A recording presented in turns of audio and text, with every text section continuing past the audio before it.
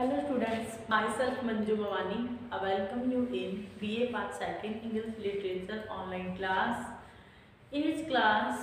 we are discussing about the poem Rabbi Ben Ezra composed by Robert Browning. In our previous video, we discussed about many of stanzas of this poem, in which the Rabbi Ben Ezra want to say that old age is better than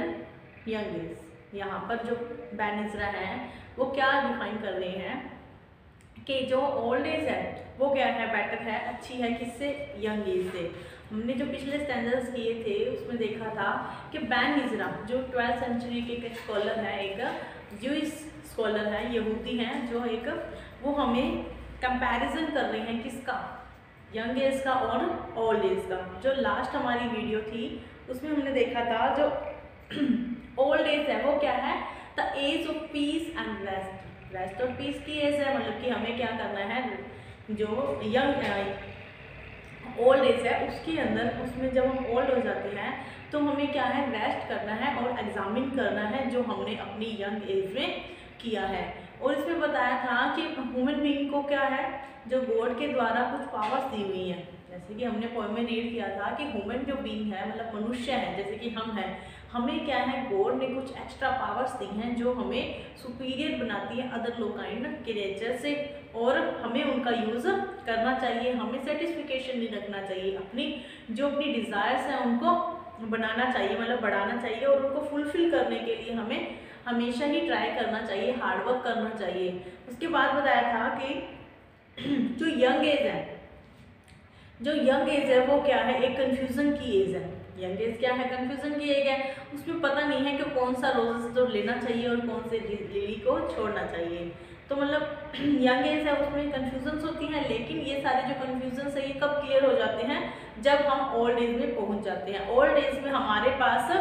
knowledge होता है और उस knowledge से हम किसी बात को ऐसे रख सकते हैं जैसे कि हम अपने हाथ को अपना कहें, मतलब कि हम जैसे अपना हाथ है, इसको मेरे को ये ज़रूरत तो नहीं है कि मैं आपको मतलब कि इसको प्रूव करूँ कि हाथ मेरा ही है। उसी तरीके से जब हमारे पास नॉलेज होता है इन अवर ओल्ड एज, तो हम क्या है, हमें कोई भी बात प्रूव करने के लिए कोई भी सॉलिड प्रूफ नहीं चाहिए होता, वो हम क्या है अपने नॉलेज के थ्रू उसे प्रूव कर सकते हैं, उसे साबित कर सकते हैं। बात करते हैं हमारे इस स्टैंजा के बारे में, जो क्या है कि बता रहा है कि जो लोग हैं इन अवर यंग एज के जो लोग होते हैं उनके अलग अलग टेस्ट होते हैं। टेस्ट मतलब कि अलग अलग इंटरेस्ट होते हैं। जरूरी नहीं है कि जो चीज़ हमें अच्छी लगे वो सामने वाले को भी अच्छी लगे। हर किसी के अपने ही विचार होते हैं, अपनी थॉट्स होती है, अपनी ही थिंकिंग होती है, और हम अपनी जो थिंकिंग है वो किसी के ऊपर थोप नहीं सकते हैं। मतलब कि हमारे जो थॉट्स हैं या हमारे जो इंटरेस्ट हैं, जरूरी नहीं है कि वो अदर्स के भी इंटरेस्ट हो सकता है कि हमें गुलाब जामुन पसंद है लेकिन हमारे जो साथी हैं उनको गुलाब जामुन पसंद ना हो सकता है कि उन्हें चॉकलेट पसंद है लेकिन हमें चॉकलेट पसंद नहीं है। एग्जाम्पल के लिए हम ले सकते हैं कि जैसे कि हम तो देखते हैं कि गर्ल्स को चॉकलेट्स पसंद होती है, लेकिन ज़रूरी नहीं है कि सभी गर्ल्स को ही चॉकलेट्स पसंद हो, या सभी बॉयज़ को चॉकलेट्स ना पसंद हो, या सभी बॉयज़ को चॉकलेट्स पसंद हो। लेकिन वो क्या है, अपनी अपनी थॉट ऑफ माइंड, मतलब कि थॉट ऑफ माइंड की थॉट्स है कि किसको चॉकलेट पसंद है, किसी को नहीं है। मतलब इंटरेस्ट जो हैं, जो लोग हैं, जितने लोग हैं उतनी ही उनकी पसंद है। हम जो लोग हैं उन दो जनों की, जो दो लोग हैं, द पीपल अगर पर्सनस हैं, उनकी ज़रूरी नहीं है कि उनके जो अंडरस्टैंडिंग हो वो सेम हो, कि उनकी समझ जो है, उनके जो सोच है, उनके जो आइडियाज़ हैं वो सेम हो। किन्हीं भी दो, आपने भी ध्यान दिया होगा कि किन्हीं भी दो पर्सनस की जो आइडियाज़ होती हैं वो सेम नहीं होते हैं, कि और ना ही हम उसके ऊपर कॉम्प्रोमाइज़ करते हैं कि चल उसने कहा है और हमने मान लिया। ऐसा नहीं होता है। ह्यूमन बीइंग का ये नेचर ही है कि किसी की सोच किसी से नहीं मिलती है। तो इस स्टैंजा में क्या है, पॉइंट यही कहना चाहता है, point want to say that there are many person there and he these have their own thoughts and thinking and ideas, कि उनकी अपनी ही सोच है, अपनी ही विचार है और अपनी ही मतलब कि डिज़ायर्स है, उनकी जिज्ञासा है। हर एक को, जैसे कि हम देखते हैं ना, कईयों की सोच कुछ डिफरेंट होती है, कईयों की थिंकिंग तो इसी में पॉइंट भी यही क्लियर करना चाह रहा है कि यंग एज में उनके पास बहुत सारे ऑप्शंस होते हैं और वो उसे क्लियरली उसको चूज करने के लिए क्या होते हैं, अनेबल होते हैं, क्योंकि हर किसी की अपनी अपनी थिंक होती है। अब यंग एज में आपने देखा होगा कि कईयों को तो स्मोकिंग अच्छी लगती है यंग एज में, चाहे वो मैन है, वुमेन है, गर्ल है, बॉय है, कुछ भी है, तो उनको कईयों को तो स्मोकिंग अच्छी लगती है। लेकिन कईयों को स्मोकिंग से क्या एलर्जी होती है, कईयों को स्मोकिंग करना नहीं अच्छा लगता, स्मोकिंग करना नहीं अच्छा लगता, तो वो क्या है अपने अपने इंटरेस्ट पे है। और लेकिन जो मतलब कि नॉर्मल जो यंग अभी होने ही वाला होगा, टीनेज से यंग में है, तो वो यही सोचेगा कि मेरे लिए क्या सही है, तो वो क्या रहते हैं, हमेशा ही कंफ्यूज रहते हैं। जैसे कि आपने 12th किया हुआ एक बच्चा देखा होगा, 12th किया हुआ एक स्टूडेंट है, अब आगे जाकर उसे कौन सी फील्ड में जाना है, फील्ड में जाना है, तो यहाँ पर वो आकर क्या हो जाएगा, कंफ्यूज हो जाएगा। अब उनके सब्जेक्ट से जो इंटरेस्ट है वो भी अलग अलग होते हैं, किसी को मैथ्स में इंटरेस्ट है, किसी को इंग्लिश में इंटरेस्ट है, किसी को हिंदी में इंटरेस्ट है, तो किसी को एसएसटी में इंटरेस्ट है। एसएसटी के भी बहुत सारे जो सब्जेक्ट्स हैं उनमें अलग अलग इंटरेस्ट होते हैं, तो उसी के अकॉर्डिंग क्या है, उसे अपना जो फील्ड है वो चुननी होती है। लेकिन उसे पता नहीं होता कि वो मेरे लिए सही है या गलत। मतलब कि कुल मिलाकर बात ये है कि जो यंग एज है, इस स्टैंजा में बताया हुआ है कि जो यंग एज का जो टाइम होता है वो कंफ्यूजन से भरा होता है। उसके बाद कुछ भी मतलब कि सही तरीके से है, हम कह सकते हैं ना, सही तरीके से एग्जामिन करने की जो थॉट्स होती है वो नहीं होती है। तो पहले आप इसका साफ सुथरा जो है लिखा हुआ ये इसका स्क्रीनशॉट लें, उसके बाद कुछ मीनिंग्स ऐड हो जाते हैं, कुछ अंडरलाइंस ऐड हो जाती है, फिर क्या है आप इसको अच्छे से देख नहीं पाते हो, आप स्क्रीनशॉट लें, उसके बाद हम ये स्टैंजा आपका स्टार्ट करते हैं, इसको एक्सप्लेन करते हैं line to line.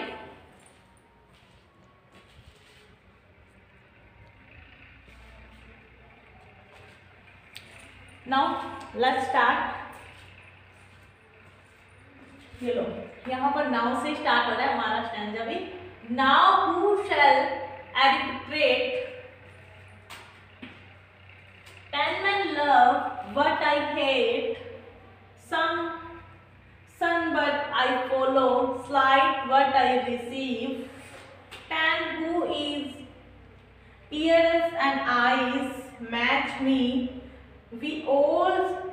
surmise they this thing and I that, whom shall my soul believe। यहाँ पर जो पोइट है वो क्या कर रहे हैं कि नाउ, नाउ का means in our young age, in our young as,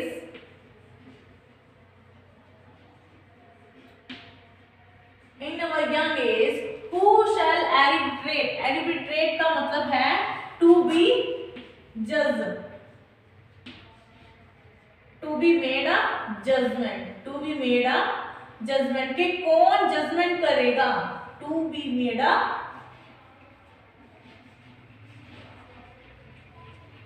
judgement के कौन निर्णय करेगा। जजमेंट का मीन्स क्या होता है, निर्णय, कि कौन निर्णय करेगा इन अवर यंग एज, के यंग एज में जब हम पहुंच जाते हैं तो कौन एर्बिट्रेट करेगा, कौन जजमेंट करेगा। 10 men who what I hate, 10 men love, 10 men मतलब कि जो many people, या हम कह सकते हैं ना other people, other people, 10 men love के 10 व्यक्ति, 10 व्यक्ति मतलब कि जो लोग हैं वो लव करते हैं, मतलब कि लाइक करते हैं, what I hate, जिसे मैं नापसंद करता हूँ। कि यहाँ पर कुछ ऐसे भी लोग मुझे मिलेंगे कि जिस चीज से मैं हेट करता हूँ, मैं अनलाइक करता हूँ, लेकिन वो लोग उससे क्या करेंगे, प्यार भी करेंगे, उन्हें वो चीज अच्छी भी लगेगी। यहाँ पर एग्जांपल हम मीठे का ले सकते हैं कि जरूरी नहीं है कि 10 लोगों को अगर मीठा पसंद है और मैं भी उसे मीठा पसंद करूँ, कि 10 लोगों को तो मीठा पसंद है लेकिन मुझे क्या है, मीठा पसंद नहीं है। सन वट आई फॉलो, कि किसे तो मैं फॉलो करता हूँ, स्लाइड वट आई रिसीव, और किसे मैं प्राप्त करता हूँ, कि किसे तो मैं फॉलो करूँ और किसे मैं स्लाइड वट आई रिसीव, कि मेरे पास जो प्राप्त हुआ है उसे वो क्या बताते हैं, बुरा बताते हैं। मतलब कुछ ऐसी भी चीज़ें हैं जो मुझे पसंद होगी लेकिन मेरे साथ वालों को, ये जो 10 जो अदर पीपल्स हैं उनको पसंद नहीं होगा। वहीं पर ये जो पॉइंट है, there are Ravi Bangra want to say that there are many thinking about everything, है ना। हर किसी की चीज, हर चीज के बारे में हर किसी की अपनी अलग अलग क्या होती है, थिंकिंग होती है, लेकिन इसका जजमेंट कौन करेगा, इसका जजमेंट कौन करेगा, हमें ये कौन बताएगा कि कौन सी चीज अच्छी है जिसे हमें लव करना चाहिए और कौन सी चीज बुरी है जिसे हमें हेट करना चाहिए। और जो यंग एज है इसकी तो प्रॉब्लम ही यही है कि हमारे पास ऑप्शन तो बहुत सारे होते हैं लेकिन हमारे पास क्या है, सही हमारे पास ओपिनियन नहीं होता है उसको प्रूव करने का कि कौन सी जो चीज़ एकदम सही है, लेकिन हम क्या है उसको प्रूव नहीं कर पाते और हमारे पास क्या होती है, सिर्फ और सिर्फ कंफ्यूजन ही होता है। इसके बाद match me 10 who in ears and eyes के 10 ऐसे लोग क्या जिनकी हैं क्या है, ईयर्स है और आईज है। ईयर्स में कान है और आंखें हैं। मैच मी मतलब मुझसे मिलते हैं कि यही 10 लोग कौन से, जो अदर पीपल हैं उनकी सेम ही मेरी तरह, मतलब जो उनकी फिजिकल जो अपीयरेंस है, उनकी शारीरिक जो बनावट है वो मेरे समान ही है। उनके भी 2 कान हैं, 2 आंख है, एक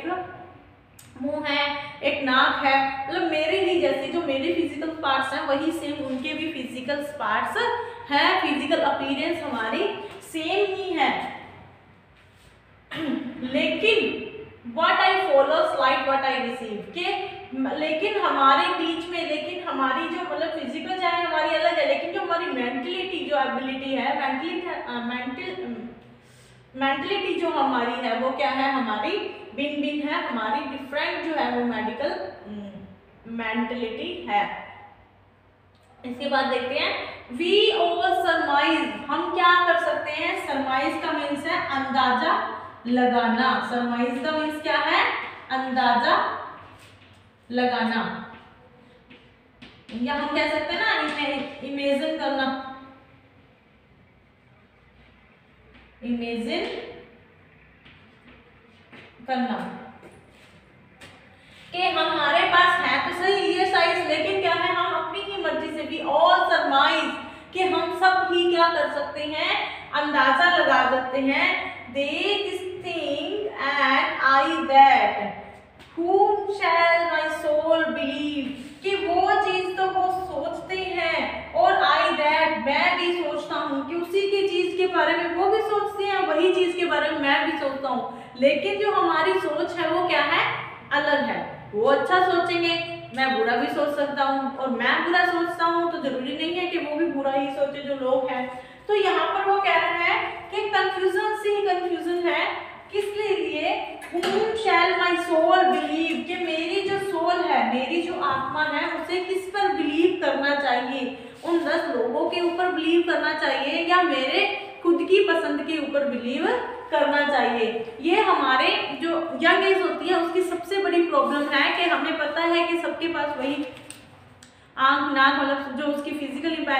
अपीयरेंस है, उसकी शारीरिक जो बनावट है वो सबकी सेम है, लेकिन सबकी थिंकिंग जो है वो अलग अलग है, और हमें यही कंफ्यूजन रहता है कि हमें किस पर भरोसा करना चाहिए। कि यहाँ पर क्लियरली हम देख सकते हैं, यहाँ पर शो हो रहा है कि वट टू बी और नॉट टू बी, कि हमें क्या करना चाहिए और क्या नहीं करना चाहिए। अब देखते हैं हमारा नेक्स्ट स्टैंजा जो है उसमें पोइट जो बैन इजरा है वो क्या कहते हैं। अगला स्टैंजा पे चलते हैं। जो अगला स्टैंजा है उसमें क्या है, जो पोइट है मतलब कि बैन इजरा है वो देख रहे हैं कि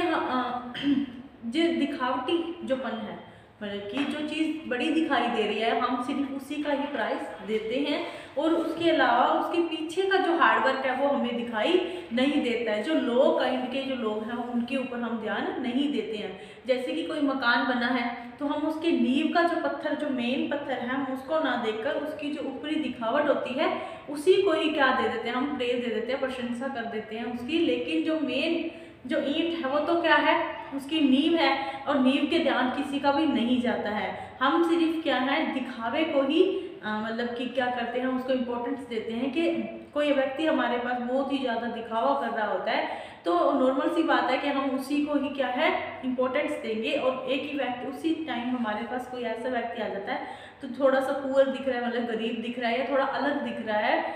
नॉर्मल दिख रहा है, तो हम उसको इतनी इम्पोर्टेंस नहीं देते हैं। तो यहाँ पर बैन इजरा है वो यही क्लियर करना चाहते हैं। तो देखते हैं हमारा स्टैंजा आगे का। Now on the burglar mass cold work must intense pass, things done that took the eyes and had the prize, took the eye and had the prize, over which from level stand the low word laid its hand, found stationary to its mind could value it a price। अब यहाँ पर जो ban इजरा है वो क्या कह रहे हैं, नाउ ऑन द वर्गुलर मास, कि अब क्या होता है यूथ में, यंग एज में हमारे पास क्या है, वर्गुलर मास के जो अच्छा मास का मीन्स हम यहाँ पर कम्युनिकेशन से भी ले सकते हैं कि जो हमारा अच्छा कम्युनिकेशन होगा, मास से हम कैसे, तो भौतिक सुविधाएं, जो भौतिक सुविधाएं हैं वो हमारे पास अगर अच्छी हैं इस एज में, तो कोल्ड वर्क, तो इसे क्या माना जाता है, हमारा काम माना जाता है कि हमारे ही काम के कारण हमने क्या है इतना अच्छी चीजें हमने जो है अचीव की हैं। मत सेंटेंस पास, सेंटेंस पास के वही क्या हो जाता है, सेंटेंस का जो हमारा जजमेंट है वो उसको पास मान लेता है कि जो चीज हमें दिखने में अच्छी दिखाई देती है उसका वर्गुलर मास मतलब कि जो भौतिक जो उसकी संरचना है वो अच्छी होती है, तो हम क्या है उसका जो जजमेंट है उसको पास कर देते हैं। थिंग्स डन, चीजें हो जाती हैं, दैट टुक द आई, जो चीजें दिखाई देती हैं उन्हीं के ऊपर आंख पड़ती है, मतलब टुक द आई, आंख पड़ती है, दिखाई देती हैं, एंड हैड द प्राइस, के वही क्या है हमारे लिए मूल्यवान हो जाती है, उन्हीं का ही जो मूल्य है वो आंका जाता है। यहाँ पर पॉइंट कह रहे हैं कि जो चीजें दिखावटी में अच्छी होती हैं, जो चीजें दिखने में अच्छी होती हैं, हम उन्हीं को ही निहारते हैं, टुक द आई निहारते हैं, और हैड द प्राइस, और उन्हीं को ही हम क्या है मूल्य उनका अर्जित करते हैं, मतलब कि उसे क्या है हम उसी का ही प्राइस हम देते हैं, मतलब जो भी चीज दिखती है वही बिकती है वाला सेंटेंस यहाँ पर बिल्कुल फिक्स बैठ रहा है। कि बैन इजरा कह रहे हैं कि ऐसी चीजें जो हमें दिखने में मतलब बड़ी दिखती हैं, दिखावटी, उनकी अपीयरेंस अच्छी है, उनका दिखावा अच्छा है, वही चीजें हमारी आंखों को अच्छी लगती है और हम उसका क्या करते हैं मूल्य देते हैं, उसी की मतलब कि हम क्या कर देते हैं प्राइस करते हैं। Over which from level stand, अब यहाँ पर बात कर रहा है कि ओवर विच, यहाँ पर from level stand, level stand का मतलब है low level, level stand means जो लो लेवल है, लो लेवल मतलब कि जो लो काइंड के लो पीपल मतलब कि लो कास्ट के भी पीपल कह सकते हैं कि जिनका दिखावा नहीं है, जिनकी अपीयरेंस अच्छी नहीं है, the low word led its hand, और उनकी जो हाथ हैं, उनके जो हाथ हैं वो उन चीजों के ऊपर पड़े हुए होते हैं। तो अगर आप देखते हैं कि हम किसी कंपनी की या बोलते हैं ना ब्रांडेड चीजें लेके आते हैं, उन ब्रांडेड चीजों को बनाने के पीछे भी क्या होता है, यही लो जो लेवल के जो लोग होते हैं उन्हीं का ही होता है, लेकिन हम क्या है उसके टैग को इम्पोर्टेंस देते हैं। अगर आप उमा की अगर टी शर्ट्स भी ले रहे हो, शूज ले रहे हो, तो हम ये नहीं देखेंगे कि उनको बनाने वाला कौन है या उस पर मेहनत किसकी लगती है, हम सिर्फ क्या देखेंगे उसके ऊपर लगा हुआ टैग देखेंगे कि ये तो क्या है ब्रांडेड है तो ये अच्छा है। तो यही वहाँ पर बात हो रही है कि जो चीज दिखती है वही क्या है उसी का ही हमें क्या होता है बिकती है, मतलब जो चीज दिखती है वही चीज बिकती है। Took the eyes and had the price, कि जिस पर आंख पड़ेगी उसी का ही प्राइस दिया जाएगा। तो यहाँ पर क्या कह रहा है, over which from level stand, के उन्हें क्या है इस लेवल स्टैंड, इस लो लेवल से भी क्या है वो स्टार्ट करते हैं, जो लोग होते हैं वो लो लेवल से भी स्टार्ट करते हैं। The low word led its hand, और वो भी अपने हाथ हैं जो उनके मतलब उनका जो वर्क में क्या होती है उनकी इंपॉर्टेंस होती है, उनका भी रोल होता है। फाउंड स्टेटनरी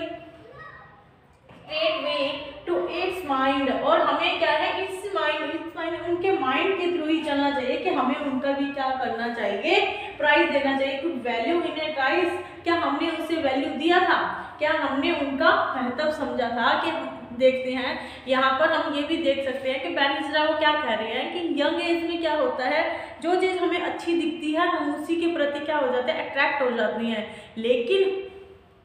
उसके जो रियल वैल्यू है वो हमें पता नहीं होती। उसके पीछे जो लो लेवल के जो लोग होते हैं उनकी मेहनत हमें दिखाई नहीं देती। हमें तो क्या है उसका जो रिजल्ट है उसके ऊपर लगा हुआ जो टैग है वही हमें दिखाई देता है। तो यहाँ पर हम यही कह सकते हैं कि कच्ची उम्र, जैसे हम बूढ़े लोग होते हैं वो कहते हैं ना जो यंग एज है वो कच्ची उम्र होती है। तो यहाँ पर यही है कि यंग जो पर्सन है उनके पास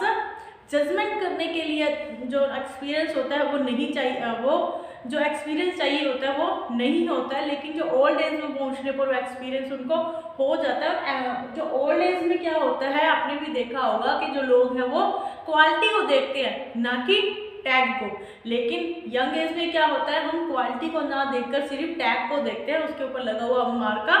देखते हैं। तो यहाँ पर पॉइंट यही क्लियर करना चाह रहे हैं कि यंग एज में जो कन्फ्यूजन्स है उसको हम कैसे दूर कर सकते हैं, और